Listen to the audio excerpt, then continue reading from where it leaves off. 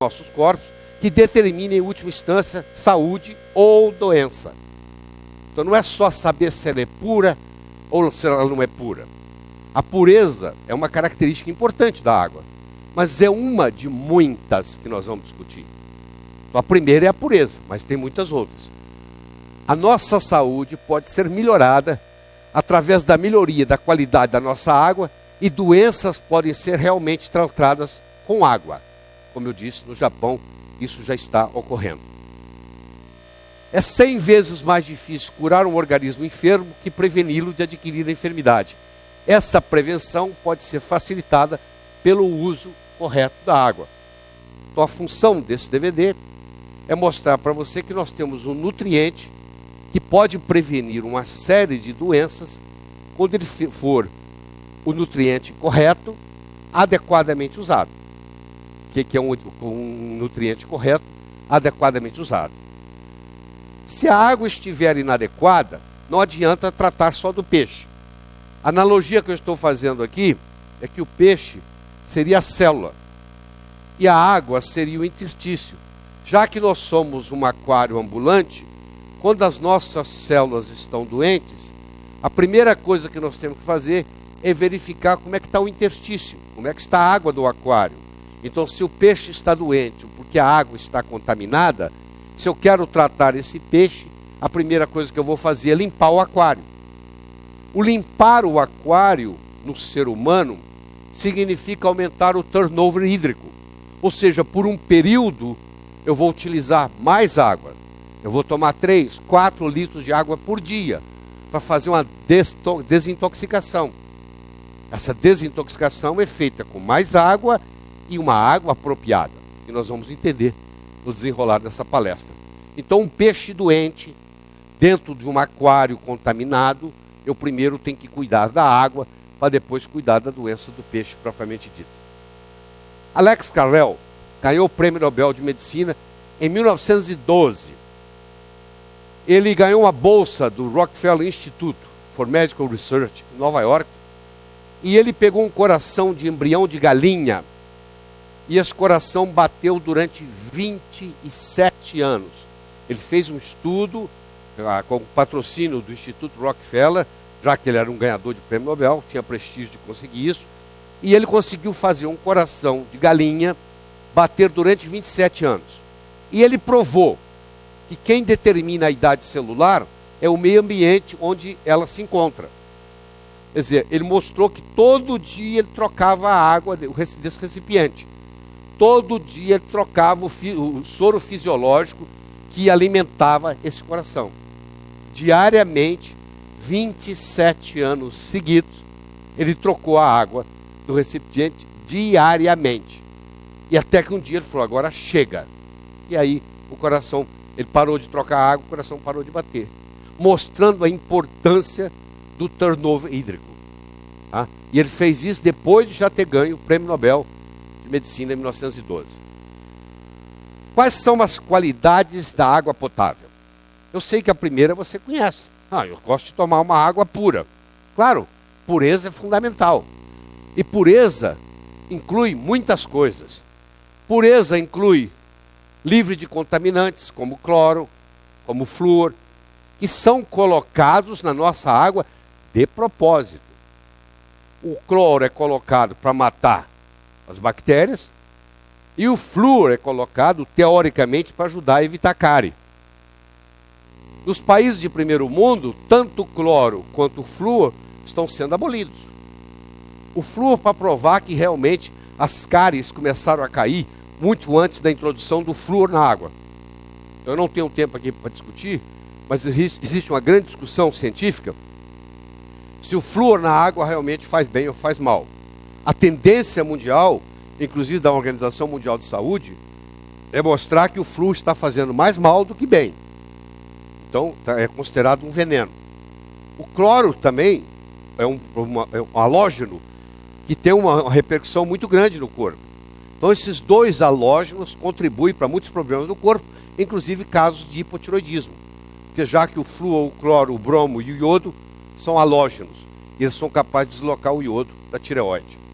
Nós temos os metais tóxicos, cada vez mais. Eu já mencionei anteriormente de que os nossos rios no Brasil estão contaminados com metais tóxicos, a maioria metais pesados, que interferem profundamente na nossa fisiologia. Se eu tomo uma água que tem metal tóxico, tem metal pesado, faz uma diferença muito grande. Os chamados xenoestrógenos, os bisfenol A, os fitalatos, são substâncias derivadas do petróleo que entram na nossa água, que entram no nosso corpo, que não são biodegradáveis, que não saem mais a não ser pelo suor e que interferem no nosso mecanismo hormonal. São disruptores hormonais. E, finalmente, os compostos orgânicos, que se combinam e formam estruturas venenosas. Então, é claro que quando eu quero tomar uma água, ela não pode ter cloro, ela não pode ter flúor de preferência, ela não pode ter metais tóxicos, ela não pode ter xenoestrógeno, ela não pode ter compostos orgânicos. Isso é a parte da pureza. Importantíssimo. Fundamental, mas não é só, não é essencial. Não é só isso. Precisa de outras coisas. Pra você ter uma ideia, você pode tomar, por exemplo, uma água engarrafada, que vem de uma mina teoricamente pura, mas no transporte desta garrafa, na carroceria de um caminhão, com o sol batendo ao meio-dia, isso libera xenoestrógenos, libera bisfenol A, libera fitalato, e essa água chega à sua mesa já contaminada, pelo processo da contaminação de xenoestrógeno, que vai ter uma interferência grande no seu corpo, inclusive relacionado com a produção de câncer, câncer de mama na mulher, câncer de próstata no homem. A segunda característica importante é o potencial hidrogeniônico, é o pH. Se você lembrar da escala, nós temos um pH neutro, que é em torno de 7, abaixo de 7 o pH é ácido, acima de 7 o pH é alcalino. Só para você ter uma ideia, o nosso sangue tem um pH que oscila entre 7,35 e 7,45. Todas as vezes que eu ingerir uma substância que tem um pH menor que o pH sanguíneo, o meu corpo vai ter que fazer um sacrifício, um buffer, para poder acomodar esse pH. Se eu tomo uma água que tem um pH de 5,8, vamos facilitar aqui, vamos pôr um pH de 5, o pH é logarítmico. De 5 para 6 são 10, de 6 para 7 são 100. Ou seja, se eu tomar uma água de 5,3 e o meu pH do sangue tem que ser 7,3 ou mais, eu estou tomando uma substância que tem um potencial hidrogeniônico 100 vezes maior que o potencial hidrogeniônico do meu sangue. E o meu organismo vai ter que fazer um esforço enorme para poder compensar isso. Esse é o grande processo. À medida que nós envelhecemos, nós vamos nos acidificando. Um jovem é alcalino, um recém-nascido é alcalino, uma pessoa idosa é ácida. À medida que você envelhece, você vai acidificando. Quanto mais substância ácida nós ingerimos, pior para nós. O câncer, por exemplo, para desenvolver, precisa desenvolver num ambiente ácido. O câncer não desenvolve num ambiente alcalino. Pra você ter uma ideia, um sangue com pH de 7,45 contém 64,9 mais oxigênio do que um sangue com pH 7,3. À medida que eu aumento a minha alcalinidade no corpo, eu aumento a minha concentração de oxigênio. As minhas células estão mais oxigenadas. Quando o pH sanguíneo cai abaixo de 7,27, há um aumento de 100 vezes no estímulo osteoclástico. O que significa isso? A acidose é uma das causas de osteoporose. Se eu tomo muita coisa acídica, ácida, como o caso de refrigerantes, por exemplo, eu crio uma situação metabólica no corpo, onde os destruidores de ossos, que são os osteoclásticos, são estimulados. E isso leva à osteoporose. Quem faz uso de refrigerante diariamente, a longo prazo, vai desenvolver osteoporose, por esse mecanismo. Aqui é só para mostrar que o pH a concentração hidrogeniônica, a concentração de hidroxila, aqui tem um pH de 7, aqui tem um pH de 2,5, aqui tem um pH de 10. E, aliás, as águas ideais deveriam ter um pH de 10. As águas que são usadas como terapêutica no Japão são águas que têm um pH de 10. Tá? Aqui eu tenho 300 ml de água. Se a água tiver um pH de 2,5 e se a água tiver um pH de 10, a diferença é muito grande. A água ácida, ela é pobre em oxigênio. A água alcalina é rica em oxigênio. Ou seja, uma pessoa que está ingerindo uma água mais alcalina, ela está promovendo no corpo uma melhor oxigenação.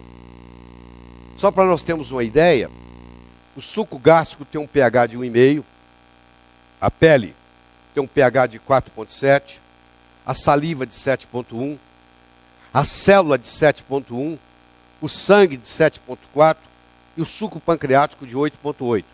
O nosso corpo varia, dependendo da região, que pH ele tem. Por exemplo, o suco gástrico precisa de um pH baixo para fazer a digestão, principalmente das proteínas. Com o passar dos anos, isso aqui também é lesado. Nós passamos a ter um problema digestivo, por não estarmos digerindo bem as nossas proteínas. Os aparelhos hoje são muito simples para medir. Por exemplo, eu tenho um aparelho aqui que mede o pH da água, eu coloco o instrumento, o probe, dentro da água, ele imediatamente me dá qual é o pH da água, então eu fico sabendo se aquela água tem um pH maior ou menor. O pH pode ser neutro, pode ser ácido para baixo. Por exemplo, aqui a osmose reversa ou água destilada, que não são águas feitas para beber. Isso aqui é água chamada purificada, é água para ser usada em farmácia de manipulação, é águas para fazer diluição de remédios, mas não são águas para beber, porque a água por osmose reversa ou a água destilada é chamada água morta, onde todos os minerais são extraídos, e há necessidade de ter minerais na água, nós vamos entender daqui a pouco, pela condutibilidade. Então não se deve tomar água em osmose reversa, não se deve tomar água destilada. Infelizmente no Brasil são vendidos filtros caseiros, onde a filtragem é feita por mecanismo de osmose reversa, e aquela pessoa que está tomando aquela água, a longo prazo, irá desenvolver osteoporose.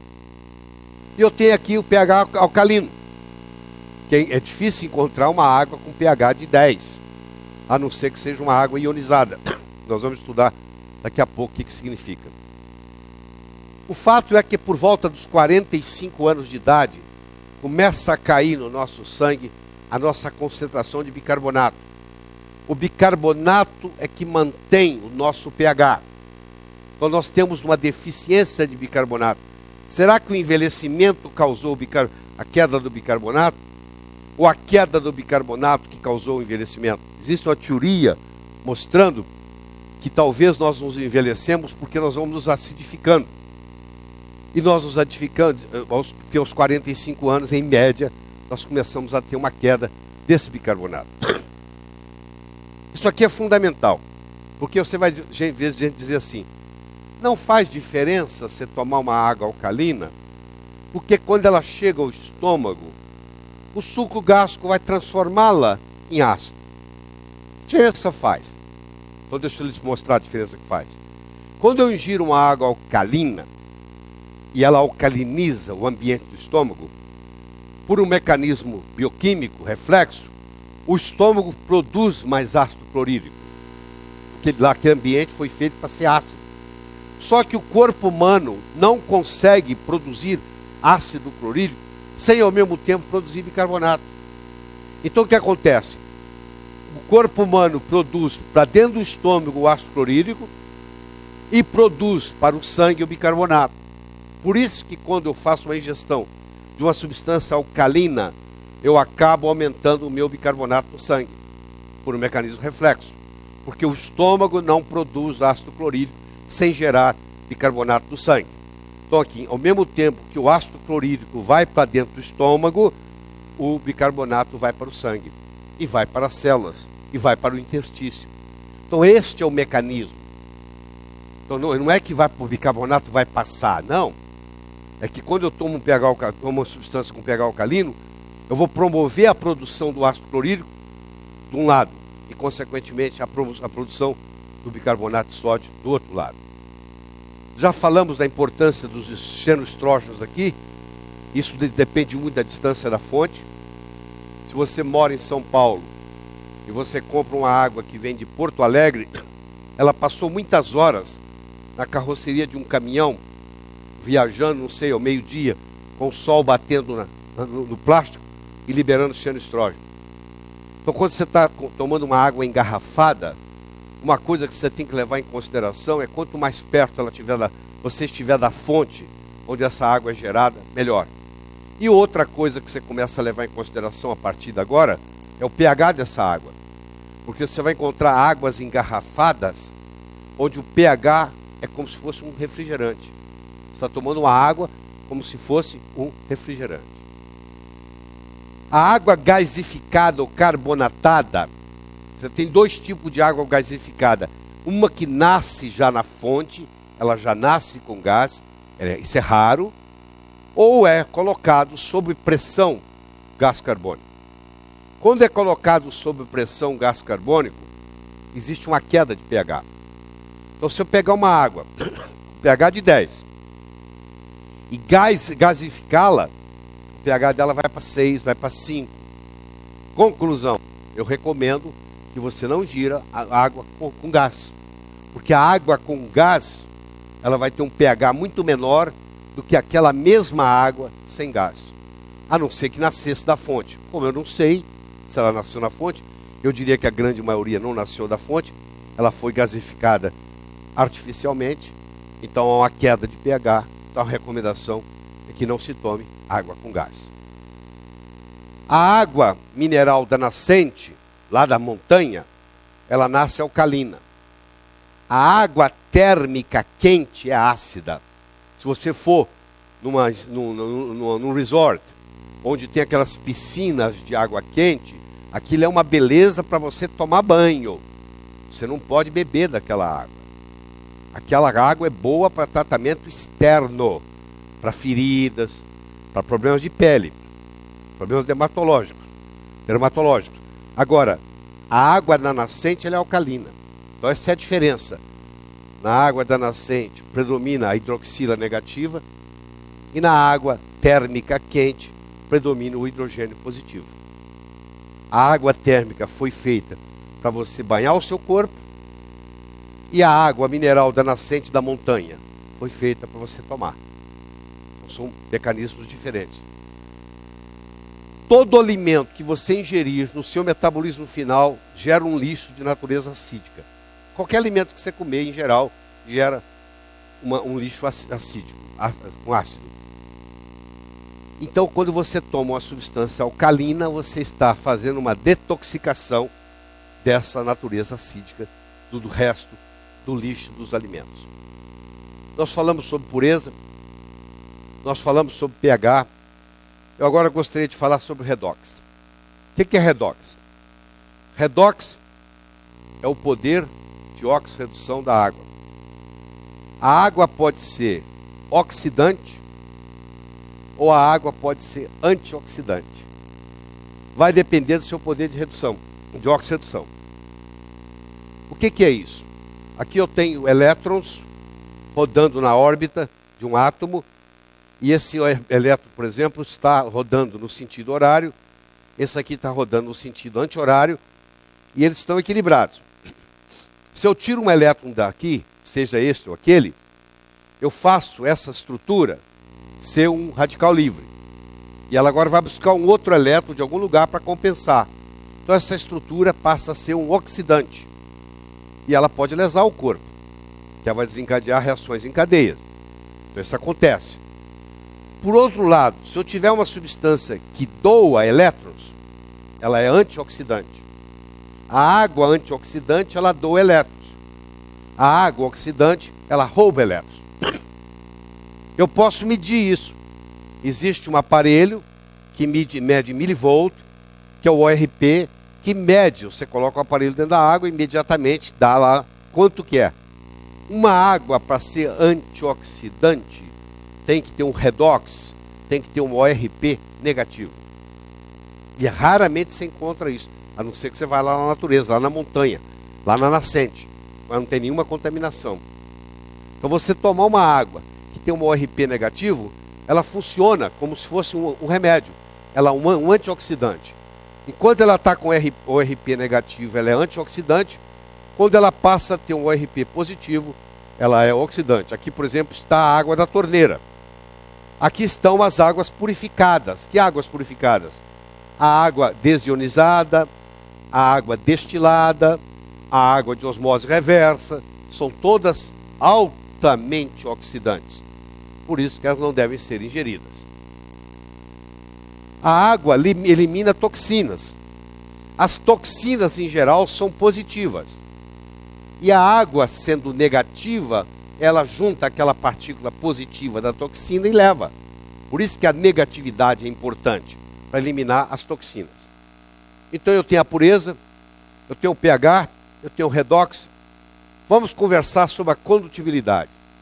Eu dou um comando para o meu braço, digo, levanta o braço, meu braço levanta. Foi um comando do meu cérebro, foi para o meu braço, levantou o meu braço. Para isso acontecer, esse estímulo que sai do meu cérebro e vai para o meu braço, ele tem que ser conduzido. E quem faz a condução disso é a água com os seus solvente água, com os seus solutos, que são minerais. Se eu tomar uma água totalmente sem mineral, para começar a minha condutibilidade é comprometida.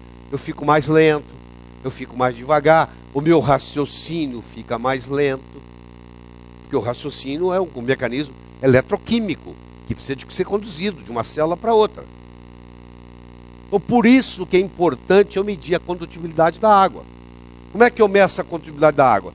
Eu meço por um aparelho chamado TDS. Total Dissolving Solid, ou seja, quantas partículas sólidas eu tenho na água. O ideal é eu tomar uma água que tenha mais de 100 partículas por milhão de mineral, de partículas sólidas, seja o cálcio, seja o magnésio, seja o potássio, seja o sódio.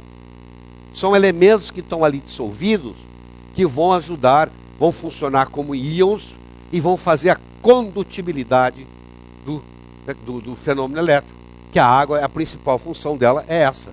Então, por exemplo, se eu pego uma água destilada, que está, por exemplo, no pH de 7, do ponto de vista do pH não tem muito problema, ela está neutra, mas ela não tem os minerais necessários.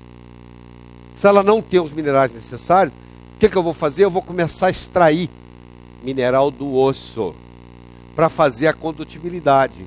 O que vai acontecer? Vai desenvolver o fenômeno de osteoporose a longo prazo. A água filtrada por osmose reversa e a água destilada só devem ser ingeridas após remineralização. Você vai lá na Arábia Saudita, não tem água. Eles tiram a água do mar, fazem osmose reversa, fazem um processo de remineralização e tomam a água. Mas isso é uma coisa complexa, tem que colocar na composição certa de todos os minerais, não é fácil, não é uma coisa simples de ser feita. Então, conclusão, não use filtro que tenha osmose reversa. Não faça uso de água destilada. Água destilada é para diluir remédio. Você vai numa farmácia de manipulação, eles têm água destilada, eles têm água de osmose reversa, eles fazem diluições. Tem que ter uma água totalmente purificada, que é chamada. Então a água purificada, ela é destilada, ela é desionizada ou ela é em osmose reversa. Essas são águas que não devem ser tomadas. Quando você vê no rótulo, água purificada, não deve ser tomada. A maioria das águas dos refrigerantes, porque o refrigerante, 99% é água. Colocou-se alguma coisa lá dentro, colocou-se um corante, colocou-se um açúcar, colocou-se uma cafeína, colocou-se um sal. Mas, em geral, a água que está lá é purificada. Então, esse é um dos grandes problemas do refrigerante. É que ele usa água purificada. Ou seja, água que tem nenhuma condutibilidade. Por isso que refrigerante a longo prazo desenvolve osteoporose.